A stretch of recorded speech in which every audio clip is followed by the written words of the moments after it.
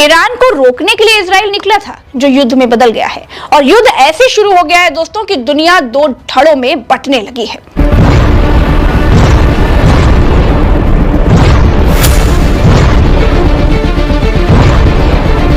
Israel ने सबसे बड़ी गलती कर दी है।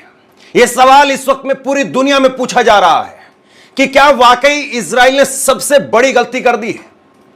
ईरान पूरी तरह से इजराइल पर हावी होता हुआ इस वक्त में नजर आ रहा है और इजराइल के एयर डिफेंस सिस्टम को न केवल तबाह किया है, बल्कि एक बार फिर से बीती रात ताबड़तोड़ तरीके से इजराइल पर और इजराइल के सटीक ठिकानों पर मिसाइलें, ताबड़तोड़ मिसाइलें गिरी।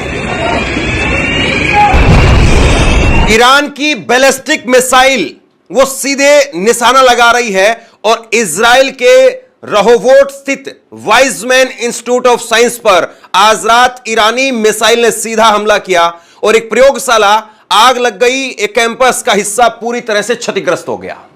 सबसे बड़ी बात यह है दोस्तों कि जिस तरीके से इजराइल ने ईरान पर हमला किया था, इजराइल ने ईरान के परमाणु बम बनाने वाले वैज्ञानिकों को मारा। 6 वैज्ञानिक मारे गए, 10 से ज्यादा कमांडर मारे गए। कहा गया कि ईरान का आर्मी चीफ वो मारा गया है। लेकिन अब आप देखिए कि ईरान क्या कर रहा है। और ईरान ऐसा नहीं है कि कोई तैयारी के लिए बहुत बड़ा समय लिया है, उसके बाद में ये अटैक किया है। तुरंत अटैक है। और इस तुरंत अटैक में किस तरीके से उनकी साइंस लैब को, उनके पूरे स्ट्रक्चर पर, अब उनके पूरे स्ट्रक्चर पर जो है वो इजराइल के पूरे स्ट्रक्चर पर ईरान की नजर है और इजराइल उसकी जद में। तो ये अपने आप में एक बहुत बड़ी बात है। जिस तरीके से सटीक निशाना ईरान का लग रहा है, इजराइल इस वक्त में बहुत बौखलाया हुआ है। ये तस्वीरें हैं इजराइल के हाइफा बंदरगाह की। हाइफा बंदरगाह पर भी देखिए किस तरीके से ऊपर से बारिश हो रही है, मिसाइलों की बारिश हो रही है। और ये मिसाइल इजराइल पर जो लगातार बढ़ती जा रही है, त्यों त्यों इजराइल के तोते उड़ते जा रहे हैं और इजराइल पूरी दुनिया के सामने एक्सपोज होता जा रहा है। जबरदस्त झटका यहां पर लगता हुआ नजर आ रहा है। हाइफा शहर को आप ये मान सकते हैं कि जैसे भारत में अगर मुंबई के पोर्ट पर, अगर मुंबई बंदरगाह पर अगर इस तरीके से मिसाइलें बरसने लगे और हमको तब उतना नुकसान होगा, उसी तरीके का नुकसान आप ये मान करके चलिए कि इजराइल में इस वक्त में हो। आपको वो लम्हा, जी हां, वो लम्हा जब ईरान का फतह वन इजराइल के बंदरगाह हाइफा पर आकर दिखता है और वो नजारा अपने आप में बहुत खौफनाक होता है। फतह वन और दूसरे मिसाइल्स में क्या फर्क है वो आप इस वीडियो के इन चंद सेकंड से पता लगा सकते हैं। देखिए,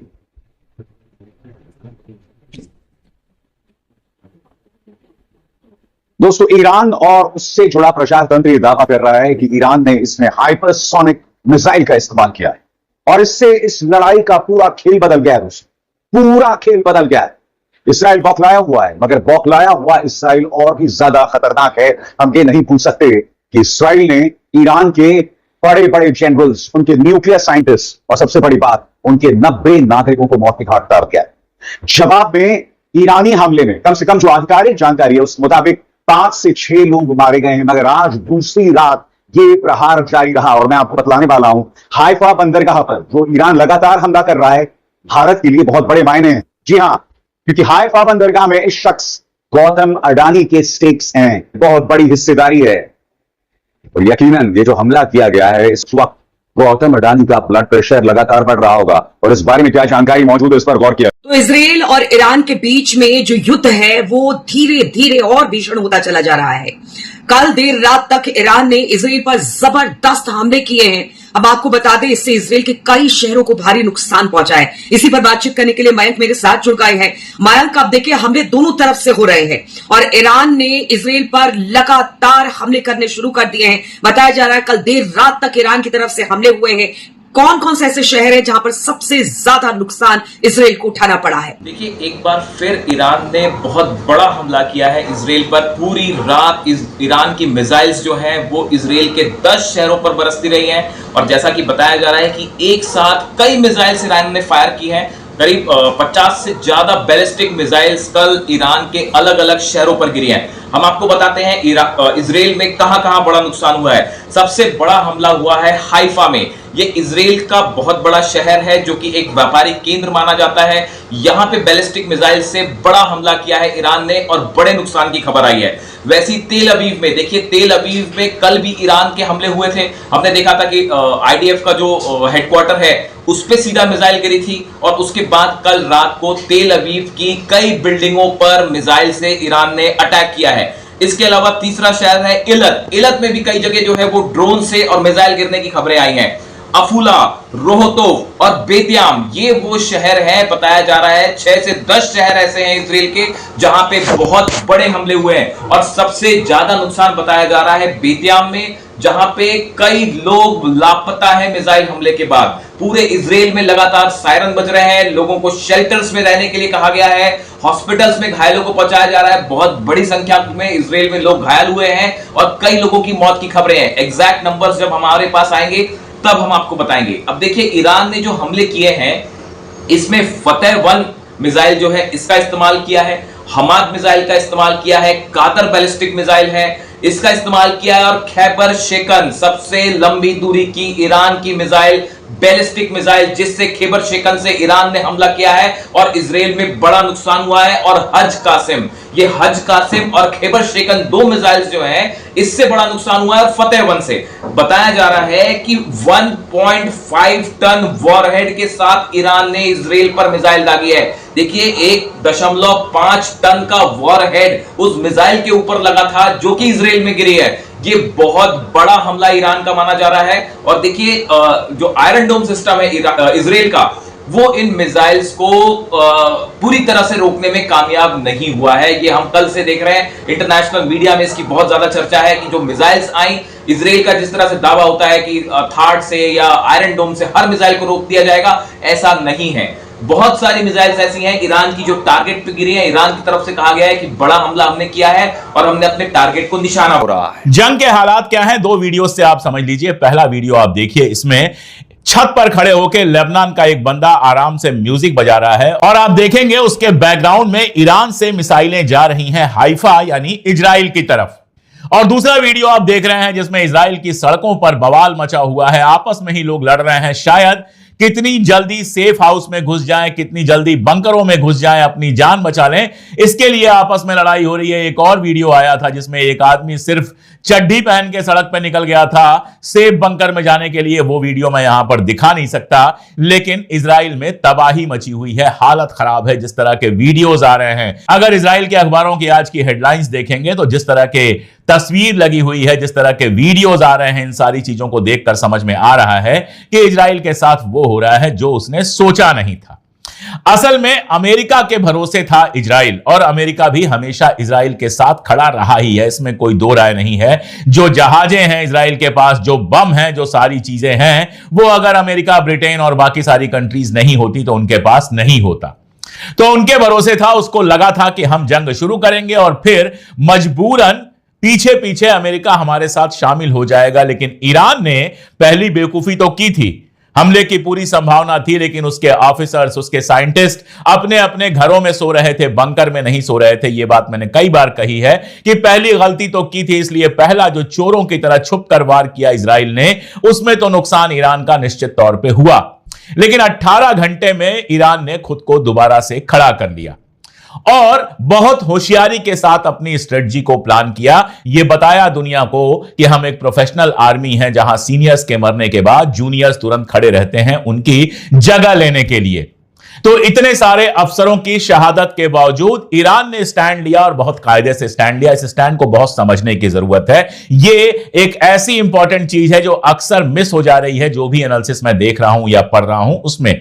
ईरान ने यह तय किया कि इजराइल पर तो हम जबरदस्त हमला करेंगे, ऐसा हमला करेंगे कि इजराइल दहल जाएगा। यह बात तो बिल्कुल क्लियर थी कि उसमें कहीं से कोई रोक टोक, कोई दबाव छिपाव नहीं था। लेकिन साथ में यह तय किया कि अमेरिका के जो ठिकाने हैं अगल बगल या ब्रिटेन के जो ठिकाने हैं अगल बगल, उन ठिकानों के ऊपर हम हमला नहीं करेंगे। ये बेहद होशियार और दिमाग से बनाई हुई स्ट्रेटजी थी, नी जर्क रिएक्शन करके कुछ ऐसा कर देने के कि तुरंत अमेरिका लड़ाई में शामिल हो जाए। इसकी जगह ऐसी तकनीक अपनाई गई, ऐसा तरीका अपनाया गया जिसमें सिर्फ इजराइल पे हमला करेंगे, किसी और पे हमला नहीं करेंगे। ना तो अपने पड़ोसी अरब मुल्कों पे हमला करेंगे जिनके बारे में जानता है ईरान की वो इजराइल के साथ अंदर अंदर खड़े हैं, और ना ही अमेरिका या इंग्लैंड के किसी बेस पर हमला करेंगे। देखिए, एलन मस्क का कल 2 ट्वीट बहुत ज्यादा वायरल हो रहा था। पहला वो ट्वीट था जिसमें वो कह रहे थे कि हम स्टार लिंक का एक्सेस देंगे ईरान को ताकि वहां इंटरनेट की सेवाएं चलती रहें। जो लोग भी इंटरनेशनल पॉलिटिक्स समझते हैं और खास तौर पर अमेरिका और यूरोप की पॉलिटिक्स समझते हैं, उनके तुरंत समझ में आ गया था ये क्या है। हालांकि ऐसे ही बहते हुए पानी में हाथ धोने वालों ने खड़े होकर कहना शुरू कर दिया कि अरे एलन मस्क तो ईरान के साथ आ गया। हालांकि जो अमेरिका और यूरोप की पॉलिटिक्स को कायदे से समझता है, उनके खेलों को समझता है, उसके समझ में तुरंत आ जाना चाहिए था कि ईरान के ऊपर स्टार लिंक आ जाए। अगर स्टार लिंक ईरान को सुविधा देने लगे इंटरनेट की, इसका मतलब स्टार लिंक से आराम से ईरान की जासूसी हो सकती है और ईरान की इंफॉर्मेशन इजराइल को पहुंचाई जा सकती है। ऐसे ही एलन मस्क ने कल एक और ट्वीट किया और फिर उसको डिलीट कर दिया। उसमें क्या दिखाया? उसमें दिखाया कि ईरान के आसपास अमेरिका के कितने सारे अड्डे हैं। लोगों को लगा अरे ये तो ईरान के साथ खड़ा हो गया, लेकिन असल में यह प्रोवोकेशन था ईरान के लिए कि इन अड्डों पर हमला करो। ईरान की 3000 से ज्यादा मिसाइल फिर से हमले के लिए तैयार है। इन मिसाइलों में इजराइल की लोकेशन डाल दी गई है, सिर्फ ऑर्डर का इंतजार है। जिस तरह ईरान ने तेल अवीव को मिसाइलों से जलाया है, अब वैसा ही लेकिन 3 गुना बड़े हमले की तैयारी कर ली गई है। इजराइल में रेशॉन लेजियान शहर का हाल देखिए। ईरान की मिसाइल यहां ऐसी गिरी कि तस्वीरों में ये गाजा जैसा नजर आ रहा है। ये जगह तेल अवीव से करीब 19 किलोमीटर दक्षिण में है और यहां हुए हमले ने इजराइल को पूरी तरह से झकझोर कर रख दिया। ईरान की इन मिसाइलों को रोकने की सबसे बड़ी जिम्मेदारी थार्ड सिस्टम की थी, लेकिन इजराइल को सबसे बड़ी मायूसी भी इसी सिस्टम से मिली। अमेरिका ने इजराइल को एक नहीं 2 थार्ड सिस्टम तोहफे में दिए थे।